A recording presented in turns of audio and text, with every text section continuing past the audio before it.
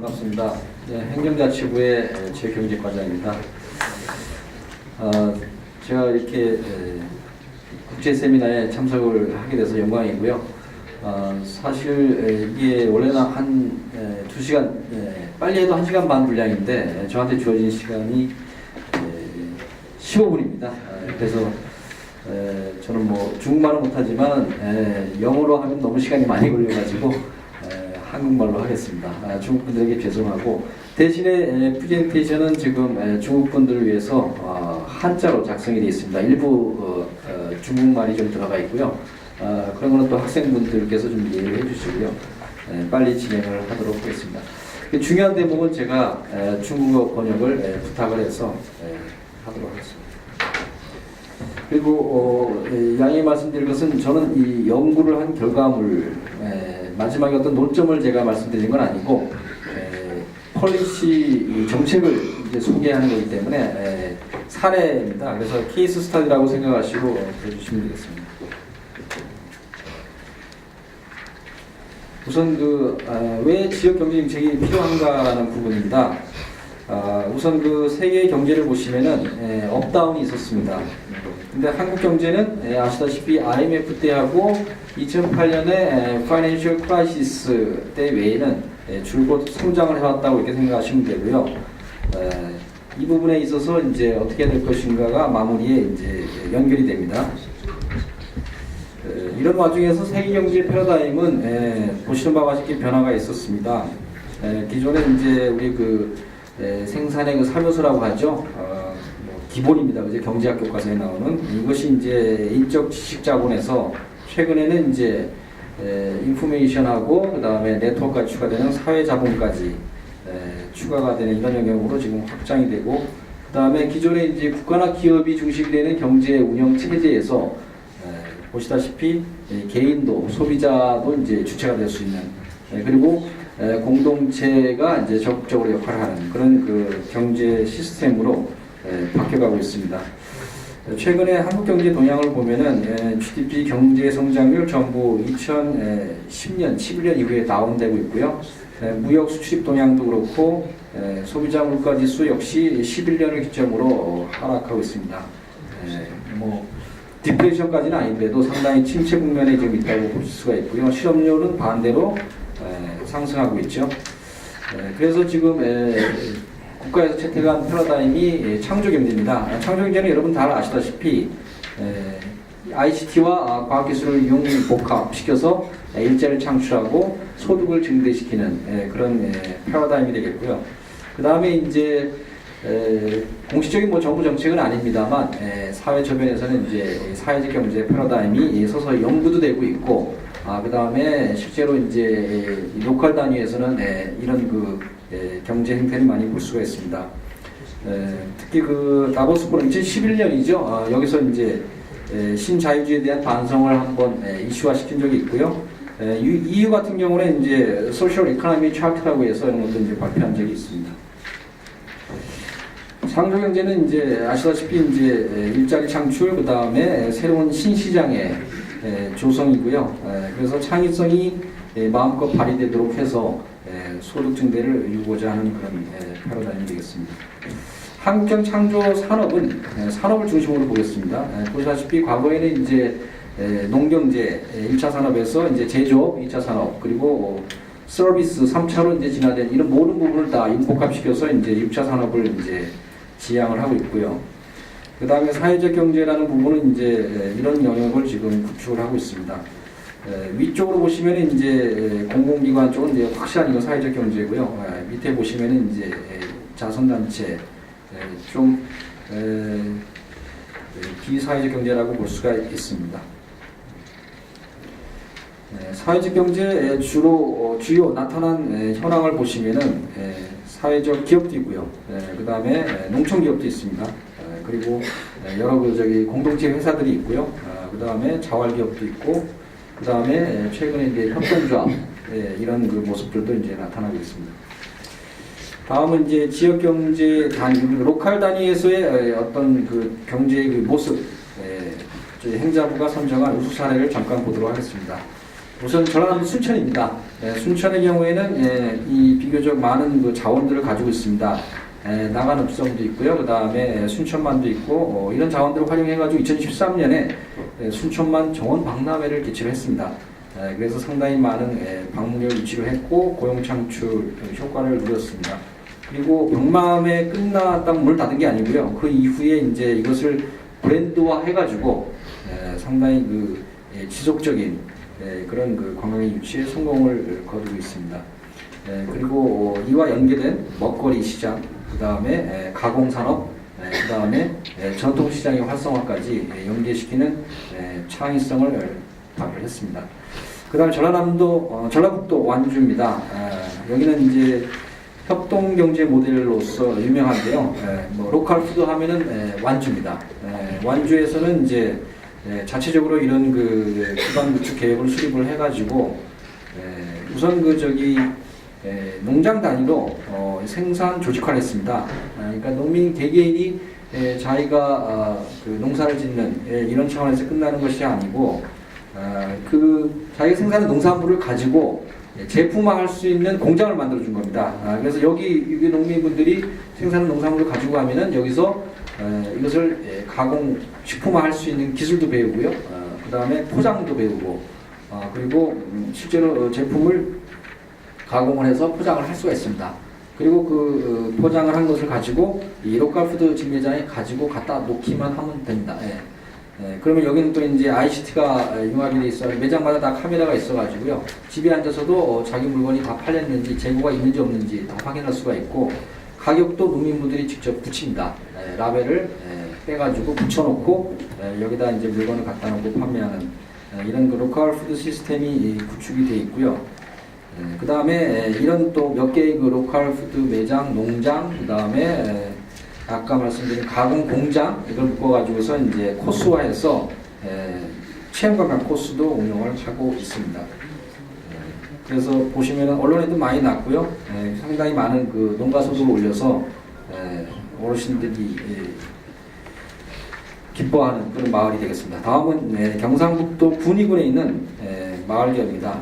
여기 제가 향촌기업이라고 썼는데 이 중국말로는 이제 시양춘이죠. 시양춘이 마을입니다. 마을기업이라고 생각하시면 되는데 이 허범마을은 옛날에 삼국유사 때 잠깐 나왔다는 것 외에는 한마디로 말씀드려서 아무것도 없는 마을입니다. 아무것도 없는 마을인데 여기 위원장님 전에 이제 이장을 하셨다고 하더라고요. 이분하고 몇 사람이 이제 의기투합해가지고 무에서 유를 창조한 마을이 되겠습니다.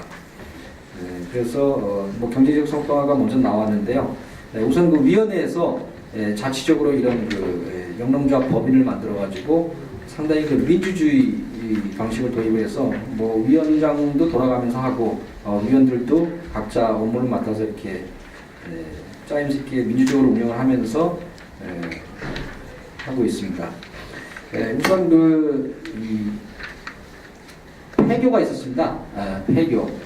그 폐교를 활용해서 거기에다가 이제 엄마 아빠의 어릴 적 시절에 여러 가지 그 물건과 인테리어를 갖다 놓고요. 그래서 추억의 장소로 만들었고, 그 다음에 이제 일주일에 한두 번 정도 오는 그 기차역이 있는데 그 기차역을 갖고 가지고 명소로 했고, 거기에 이제 그 기차를 이제 구입을 해가지고 거기다가 이제 카페, 영화관 이런 걸 만들었고요.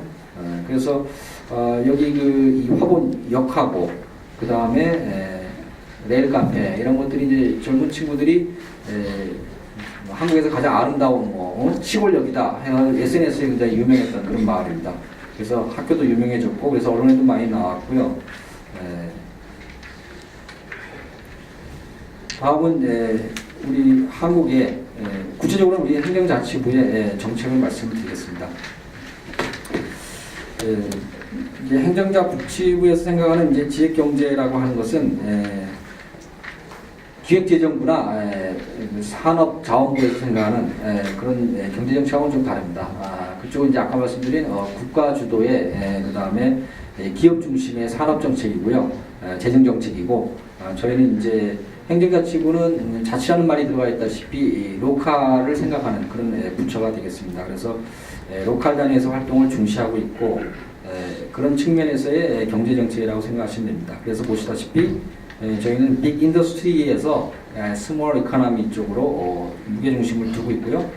이를 통해서 이제 소비 촉진 그리고 일자리 창출 그 다음에 내수 경제에 활력을 주는 것이 목표라고 보시면 됩니다. 여기 이제 공작이라고 써 있는 게 중국말로 이제 꽁주어라고 그래가지고 이게 일자리입니다. 일자리 창출이라고 생각하시면 되고요. 요것만 잠깐 좀 설명을 해주시죠. 행정자치부의 지역경제정책의 방향입니다. 我简单介绍一下韩国行政自治部门的它的主要目的是，首先第一个是要促进它的消费，第二个是要创造出工作职位、工作岗位，然后第三个呢是把区域的经济要复兴起来。有3个的目的，他们的主要目的是以3个这个目的为主，然后就发展区域的经济。 여러 가지 그 정책 툴들을 말씀드리면은 우선 로컬의 정책이다 보니까 역시 지방자치단체가 중요하고 지방자치단체장의 리더십이 굉장히 중요합니다. 그 다음에 그걸 떠받치는 그 공무원들의 경제 행정 역량 역시 중요하고요. 그 다음에 무엇보다 제도적으로 중요한 것은 법제도적인 측면에서는 재정 분권입니다. 이 지방재정 분권이 이루어지지 않으면은 지역경제정책이 이루어지기가 쉽지 않은 그런 상황이라고 말씀드릴 수가 있고요.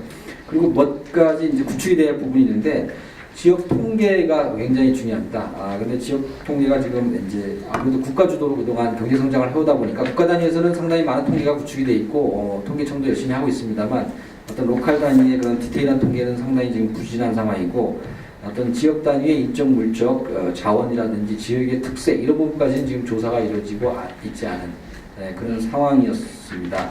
근데 이제 행자부가 2010년에 저희가 100억을 투자해가지고 대학생들을 대거 아르바이트로 채용을 해서 전국에 있는 지역 자원들을 조사를 했습니다. 그래서 56,800개 정도를 지금 자원을 조사해 놓고 있고요. 거기에는 물론 눈에 보이는 그런 가치 있는 자연 경관, 그 마을의 뭐 인물, 역사 뭐 이런 것도 있습니다만 눈에 보이지 않는 그런 어떤 자원들도 많이 지금 발굴이 있는 상태고요.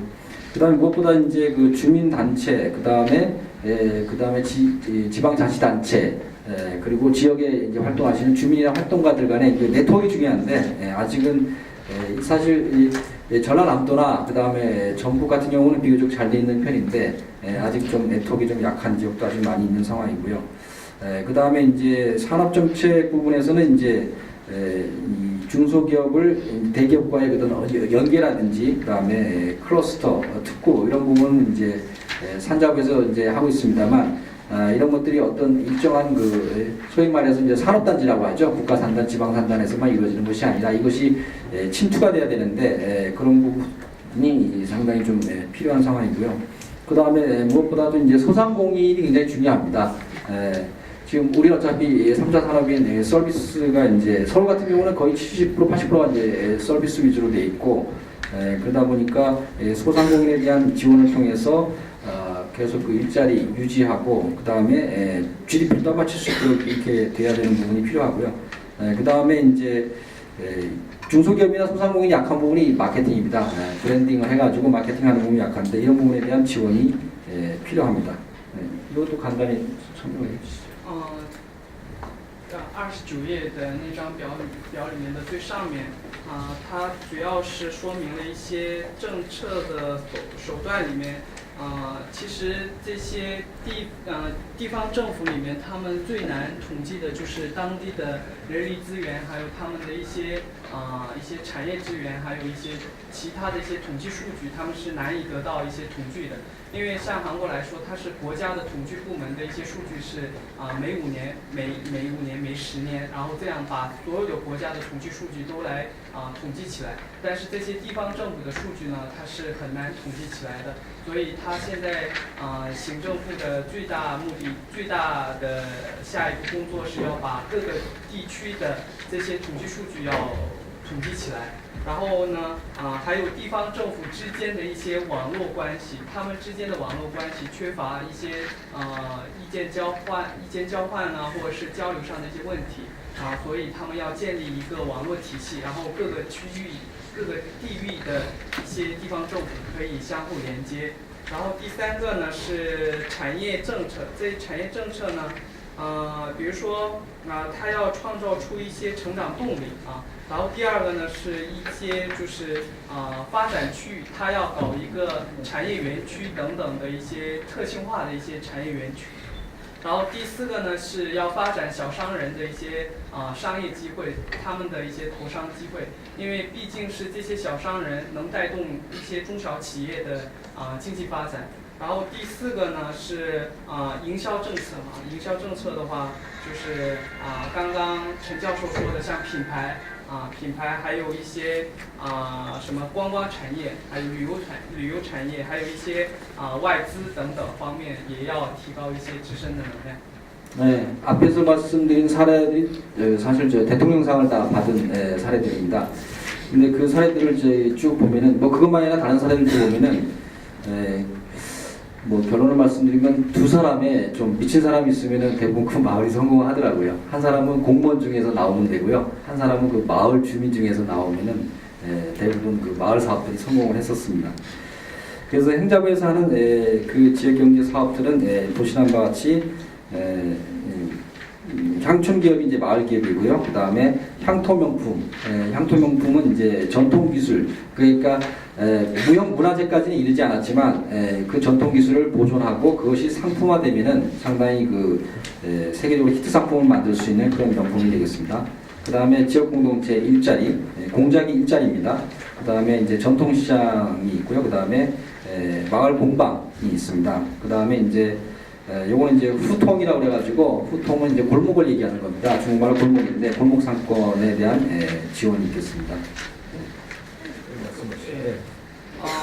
它主要是现在行政部现在做的主要项目有以下几个，第一个是把乡村的一些企业，把他们企业要代表性的企业要发展。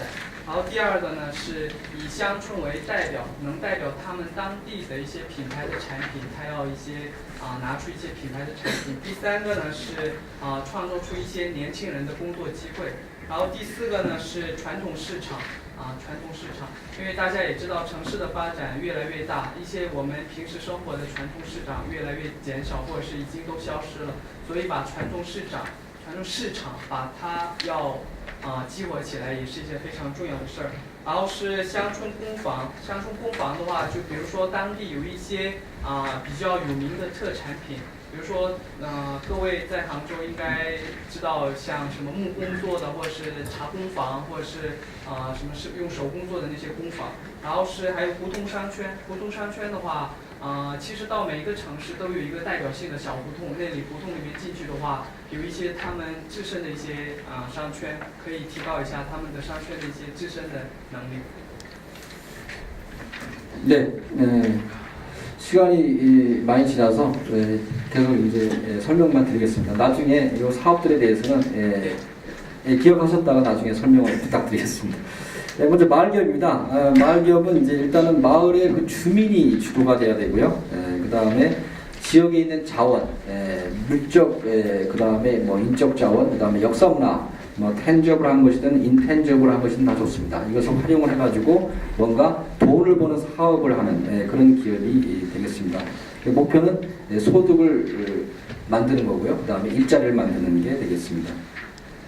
그래서 서울의 경우에는 그 경복궁 옆에 통인시장이라는 시장이 있는데 여기서 도시락 카페를 하는 마을 기업이 있습니다.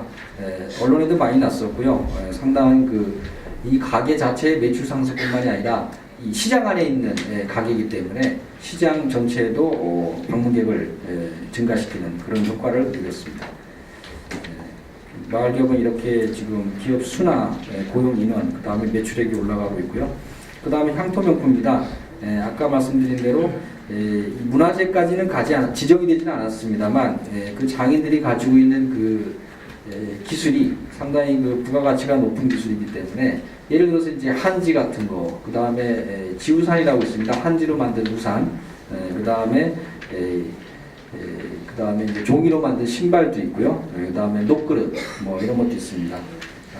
아까 말씀드린 그 5만 6천여 개의 그 향토 자원 저희가 발굴해 놨다고 했잖아요. 그 중에서 저희가 지금 44개를 지정을 한 겁니다. 그래서 기술은 있으신데 대부분 간의 수공업 형태로 운영을 하고 있습니다. 그래서 저희가 공장이라든지 그 다음에 대량 생산할 수 있는 시스템을 저희가 예산 지원을 해서 그것을 이제 사람을 더 고용해서 더 많은 제품을 생산을 하고, 그 다음에 두 번째는 또 제품 개발할 수가 있죠. 저희가 지원해드린 돈 가지고 그러면 더 시장에다 팔 수 있는 그런 제품을 이제 생산을 해서 거기서 수입이 생깁니다. 수입이 생기면 그거 가지고 또 자기가 하고 싶은 작품 활동을 또 같이 할 수 있는 그런 일거양득의 그런 사업이 되겠고요. 그래서 이 겉장의 방자유기 같은 경우, 겉창의 방자유기입니다. 이게 녹그릇입니다. 불과 뭐 한 2년 만에 매출액을 2배나 올리는 이런 성과를 거쳤고 지금 중국에도 수출을 하고 있습니다. 그 다음에 지역공동체 일자리 사업은 저희가 매년 일자리 1만 개를 제공하는 이런 사업이고요. 해마다 많이 각 지역에서 참여를 하고 있습니다. 부산에 있는 해운대구 사례고요. 그 다음에 마을 공방은 금년에 이제 시작을 한 사업인데, 그러니까 이 일자리라는 것이 이제 아까 말씀드린 그 지역 공동체 일자리가 곳곳에서 있습니다만 이렇게 모여서 같이 일을 할 수 있는 그런 공간이 없다는 그런 그 얘기들이 있어가지고 만든 그 일자리 공방이 되겠습니다. 그렇지만 이제 공방만 있는 것이 아니고 여기에는 이제 마을 카페도 있고요. 그 다음에 이제 도서관도 있고 뭐 휴게실도 있고, 그래서 그 마을에 계신 분들이 언제든지 들러서 같이 소통하고 그 다음에 유대감을 만들 수 있는 그런 장소가 되겠습니다. 금년에 이렇게 선정해서 좀 추진을 하고 있고요. 다음은 전통시장 활성화입니다. 대부분의 그 도시들이 그 역이 있고 그 다음에 역 앞에 전통시장이 있고 이게 구도심의 모습입니다. 시청이 있고, 근데 이제 신도시가 생기면서 이 구도시가 쇠퇴해서 전통시장이 상당히 그 매출이라든지 그 다음에 고객 감소라든지 이런 애로를 겪고 있는데, 이런 부분에 있어서 저희가 지원을 해서 전통시장이 살아날 수 있도록 사업들을 하고 있습니다. 대표적인 성공 사례가 이제 전주 한옥마을에 있는 야시장이고요. 여기에는 뭐 방문객은 물론 상당히 이 야시장이 들어섬으로 해서 기존의 그 상인들도 좋은 효과를 좀 보고 있습니다. 그 다음에 골목경제입니다. 골목경제, 골목상권이라는 것은 이제 아까 말씀드린 그 시장 형태는 아니고요. 그냥 우리가 흔히 주거지 주변에서 볼 수 있는 상권이라고 생각하시면 되겠습니다. 여기에 지금 금년에 선정을 해서 컨설팅도 해주고 그 다음에 브랜드 개발하고 그 다음에 시설 개설하고 그 다음에 문화 아이템 도입을 해서 이런 형태의 그 상권으로 만들어 가도록 하겠습니다. 지금 저희 한국은 지금 4저 시대입니다. 그죠? 성장률, 물가, 그 다음에 투자 금리 전부 다운돼 있고요. 그 다음에 여기에 이제 이미 깔려 있었던 저출산, 고령화라는 심각한 문제를 안고 있습니다. 뭐 정부와 혁명보다 중요한 건 이제 인구혁명이고요. 그래서 이런 저성장 시대에 앞으로 이 지역 경제를 어떻게 만들어 나갈 것인가 하는 것이 한국의 이제 경제 성장에 굉장히 중요한 것이라고 이렇게 생각을 하고 있고, 그런 부분에서 지역 경제 활성화를 위해서 노력을 하고 있습니다. 감사합니다. 간략하게 감사합니다. 행정자치부가 경제부처가 아님에도 불구하고 그동안 경제성장이라든가 지역개발에 많은 기여를 한 게 사실입니다. 특히 농촌이라든가 산촌, 도시 빈민지역에 대한 개발의 문제, 경제성장의 문제에도 많은 관심을 가져왔고, 그다음에 평상시에도 그랬지만 특히 경기 침체, 금융위기 때는 경제부처가 하고 있는 재정, 금융, 산업정책이 미치지 못하는 부분에 대해서 적은 예산으로 상당히 소프트웨어적인 접근을 통해서 국민의 그 행복 지수를 향상시키는 데 많은 기여를 했다고 생각합니다. 제가 중국 분들을 위해서 간단하게 통역을 해드리겠습니다. 신이란 행정지주부 보수의 징지부시 그래서 웨이 한국 经济方面的政策，贡献还是不少。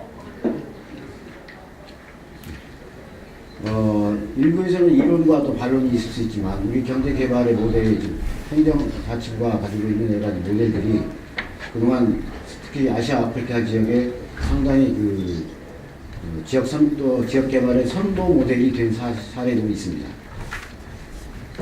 行政自治部主导的不少的政策，已经成为区域开发方面一个成功的案例，这样也是不少的。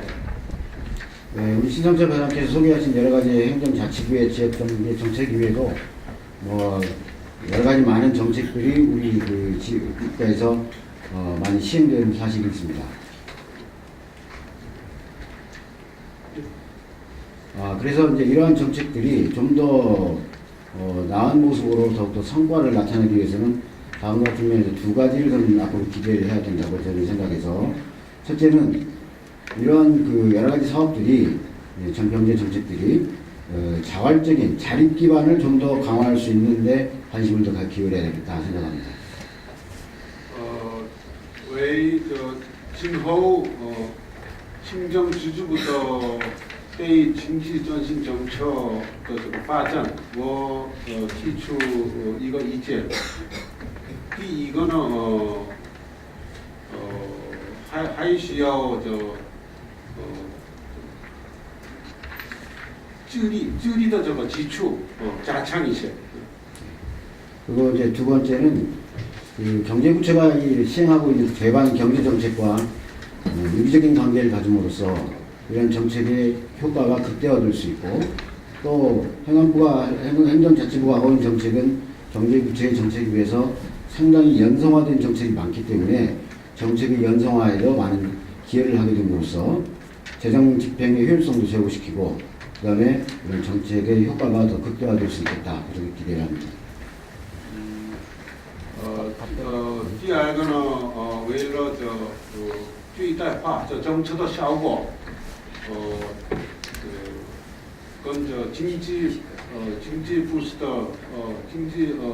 的政策可以调和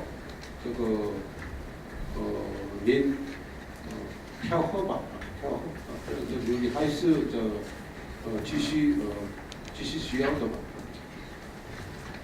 네, 첫째 자립 기반에 관련해서는 지금 마을 공동체 발전센터가 그걸 오픈을 하는데요. 여기에서 이제 교육도 하고 그다음에 컨설팅을 통해서 무엇보다 주민분들이 교육이 되고 그다음에 그러니까 자기 개발이나 빌딩이 될 수 있도록 그렇게 노력을 하고 있습니다. 그래서 주체 의식을 가지고 주도적으로 이렇게 사업을 하실 수가 있도록 그래야지 이제 자립이 조성이 될 것 같고요.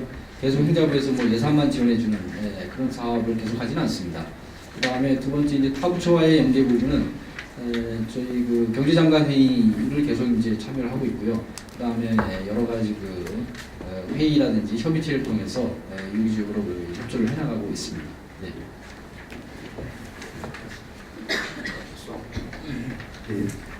사장님 잘 말씀 잘 들었습니다. 저는 이 질문은 아니고 그냥 느낀 거 혹시 행정하시면서 반영 가능한지 그런 것에 대해서 몇 가지 말씀드리겠습니다.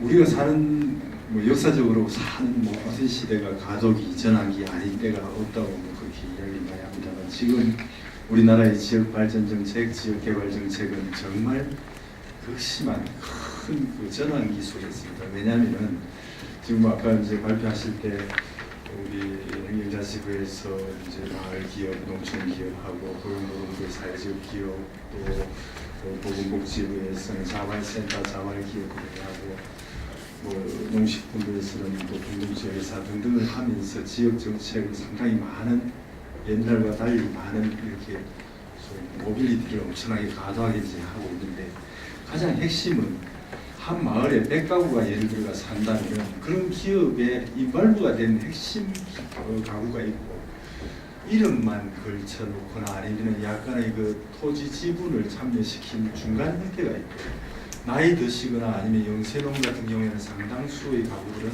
참여가 아예 배제가 되거나 아니면 참여하지 못하는 그런 그룹이 있습니다. 그런 이제 세 가지의 그룹들이 지금 농촌 사회에 산재를 하고 있고 또 도시도 마찬가지고 그렇게 돼. 아까 통일시장의 사례도 마찬가지로 통일시장에도 똑같은 통일 그룹 거기에 이제 이 마을기업 같은 형태가 있지만 그게 일괄부가 못된 그 상가들도 많이 있다는 거죠. 그래서 그것을 하시면서 어떻게 조화를 할 건가 그게 좀 관심을 가져야 될 때가 아닌가 그런 생각을 해봤고 두 번째는 각 부서별로 이제 행자부, 보건복지부, 또 농식품부, 고용부에서 아까 여러 가지 형태의 지역 발전을 위한 기업들 만들고 이렇게 이제 예산을 지원하는데 대부분 그 예산들이 한 3년에 1억 정도 내외 됩니다. 한 기업에. 그런데 이제 지역에 와서 기업을 활동을 하다 보면 3년에 1억 정도 가지고 기업을 자생화시키기가 상당히 힘듭니다. 그래서 예를 들어가지고 위에 부서별로서는 제각기 다른 형태의 예산이 오지만 밑에서 현장에서는 그것을 같이 쓸 수 있도록 그렇게 좀 해주는 거. 우리 저 지역발전위원회 황명 박사님도 나오고 계시는데 여기 이제 깔때기와 마찬가지죠. 여러 가지 깔때기에서 예산이 1억 이렇게 4개가 나오는 밑에서는 같이 쓸 수 있는 그런 시스템으로 어떻게 법률을 좀 바뀌어야 되지 않는가 그런 생각을 해봤고 세 번째는 아까 이제 과장님 발표하신 중에서 지역발전 정책 수단으로 여러 가지 거론된 것 중에 하나가 이제 리더 양성하는 문제인데 농촌에 상당히 리더가 모자라고 없습니다.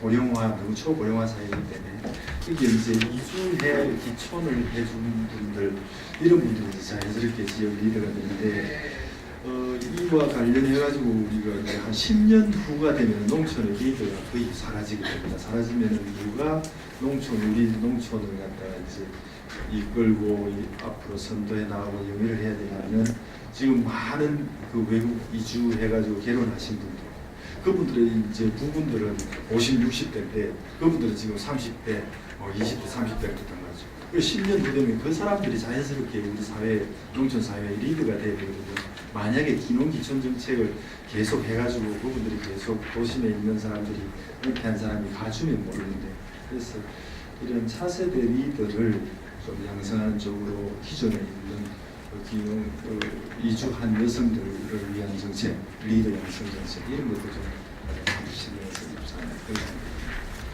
네, 말씀 감사합니다. 네. 네, 그렇습니다. 그 첫 번째 이제 그 모든 주민이 다 인발부 하시면 좋은데 모든 분들이 다 인게이지하지 않으시는 그런 상황들이 좀 되고 있습니다. 근데 어쨌든 성공할 때는 보면은 모든 그 주민들이 다 참여해서 이렇게 만족스럽게 운영이 되고 있고요. 결국은 이제 부분적으로 참여하거나 반대하는 세력이 있거나 이런 경우는 많이 실패를 하더라고요.